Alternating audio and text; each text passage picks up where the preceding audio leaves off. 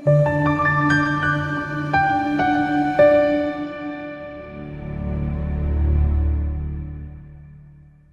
ukukhuluma nawe ku-channel. Kama uPasonic i-channel New Flick kubalekile ukuthi ungasubscribe ungalike ungaba imember yale channel. Kakhulu siyafisa ukuthi babe ngamalunga le channel. Lokho kwenza ukuthi nathi kusimotivate uma abantu becontribute at least njalo ngo9 rand uma kuphela inyanga. Ngoba lokho kwenza ukuthi sikwazi ukuthi sikwazi ukuplana for better resources and better content, or how to better our content, the current content yabo yamaphupho. Nani ukuthi kuyimotivation yabo uma abantu bekhomba ukunikela, ukukhomba appreciation, but when people they don't do that, it means you get demotivated. So please guys zakho itu ibani ngamalunga le channel inikele at least ngo9 rand lonyanga, but you can also use the account number ukunikela.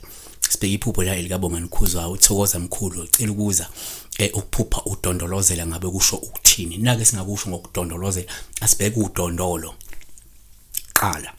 Nake singakusho uma uphupha udondolo kuwuphawu luhluma luluhle noma ke lusesimene sikahle. Lusho ukuthi kungenzeka ungumuntu onomusa nesihe futhi owusizo nonegunya lokunikeza imiyalo, futhi kungenzeka kunesibindi namandla okunqoba izitha nokufeza inhloso zakho. 2. Uma uphupha udondolo kuwuphawu usithathe njengoluhle uma ulinikwa. Lungasho ukuthola udumo negunya kanye namandla okulawula isimo, ukunqoba nokuhola abantu emkhakheni wakho. Exodus 4:17 uza kuphatha le nduku ngesandla sakho uyakwenza izibonakaliso ngayo. 3. Uma uphupha udondolo kuwuphawu luhle futhi uma ulunikwa lubuye lisho ukuthi wena unikezwa igunya lokuthetha emsamo nokuhola, ukuvikela nokubhekelela umndeni wakho uma unikwa yithongo noma unikwa umuntu wakweni osaphila omdala kunawe. Kungasho ukuthi ngenzeka idalwa ziqoke wena njengomuntu ozoba umholi walomndeni. 4. Uma uphupha udondolo kuwuphawu luhle uma uhlaba phansi ngalo udondolo. Lusho ukuthi uzothola amandla phezulu kwaleyo ndawo loyo ohlala okade uhlaba kuyo mhlawumbe ngalelo dondolo. Yabona uma ngithi uyahlaba ngodondolo emsebenzi futhi ngenzeka kulowo msebenzi loyo ngenzeka uthola amandla nesikhundla, yabona, noma kuzonqoba izitha ezikhungethe kuleyo nkampani kulowo mkhakha, yabona. Number 5. Uma uphupha udondolo asithi thina kuwuphawu oluhle futhi uma udondolozela. Lokho kusho ukuthi kungenzeka uncike kumuntu ozokusiza ukwazi ukufeza ifiso futhi uphinde ube namandla okunqoba izithiyo nezimbangi. Amahubo 23:4 noma ke ngihambe esigodini sethunzi lokufa angisaba ukube ngokuba ke wena unami intonga yakho nodondolo lwakho ziyangiduduza. Kanti futhi asithi ke uma number 6 uma uphupha lona udondolozela kwesikhathi kusengakukhomba ukuncika kuNkulunkulu noma ukwesekwa uNkulunkulu noma umoya kaNkulunkulu endleleni zakho, yabo, zokuphila. Number 6 uma uphupha futhi la udondolo kuwuphawu lobiki uma lephukile. Lokho kusho ukuthi ungasubanjwe isimo noma uzobanjwa ukugula okuzoholela ekutheni ulahlekelwe amandla nodumo emkhakheni wakho. Number 7 uma uphupha futhi udondolo kuwuphawu uma lephukile lingabe lusho uzolahlekelwa isikhundla, umklamo, ibhizinisi noma umlingani wakho obe usizo olukhulu.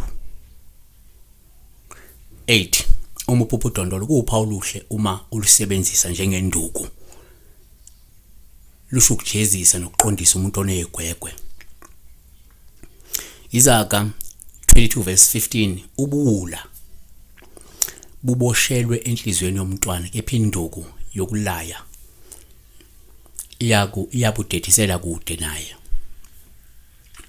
So ngenze kuzibone ngalo dondolo ushaya noma bushaya ubani, kungasho ukuqondisa, kungasho ukubuyisa umuntu, kungasho ukujezisa umuntu.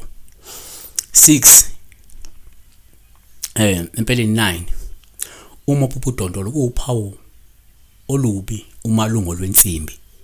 ngoba lingasho isihluko naso wena, lo ngasho incindezelo nayo, lo ngasho udlambedlu olubhekise kwabanye abantu noma ngasho olubhekise kwabanye abantu. Isambulo 2 verse 27, uyakuzibusa ngentonga yensimbi, ziphashazwe njengezitsha ezibunjiweyo, njengaloku nami ngamukelisiwe ngubaba. Besibheka udondolo ngaza kwethu.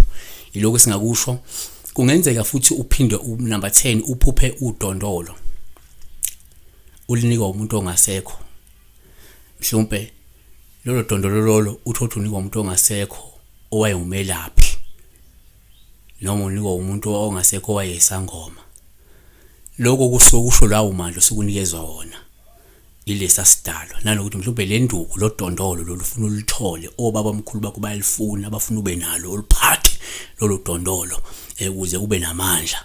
Yayibona, uyanika ukuthi mhlawumbe kwenzeni kakho umsebenzi wokwelapha lolu dondolo lohlezi lukhona lapha esigodlweni, noma ke ungumnumzane unikezwa lolu dondolo sekufuna lube khona njengomnumzane lolu dondolo uliphathe, njalo njalo. Siyabonga, be blessed.